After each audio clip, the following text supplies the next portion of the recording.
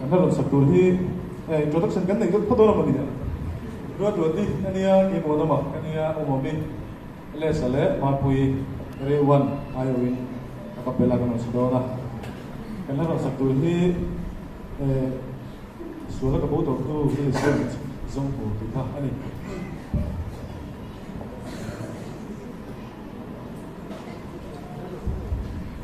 hello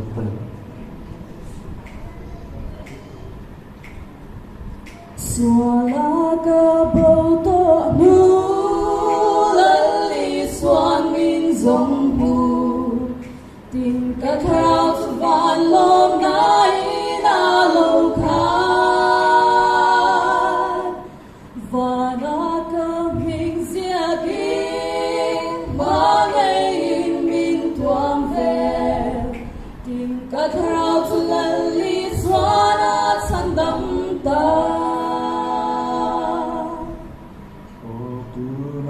lần lý xóa này đã lâu cỡ rồi Imangan song song tepo Shat pui zelang se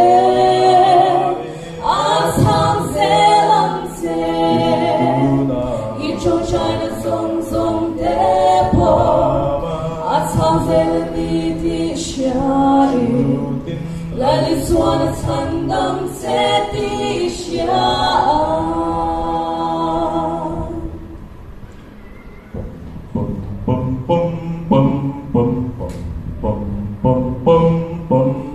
Công thiên min na bom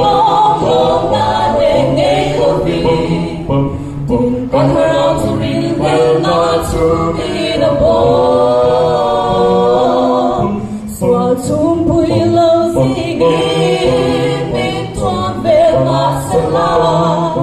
tình con hao tu lần lý xóa na sanh đâm ta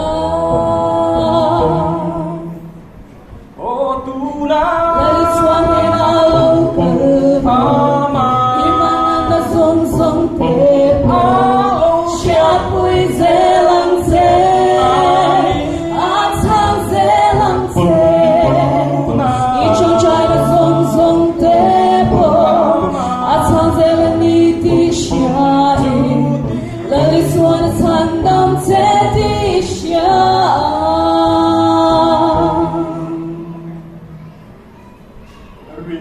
Lê lâu na in min tuang về mà sẽ là cả chăn tâm bùi xoan chu lê san mi ông bùi nên trong tra in cả lung mai min chát bùi in cả khara chu lần li xoan chăn tâm ta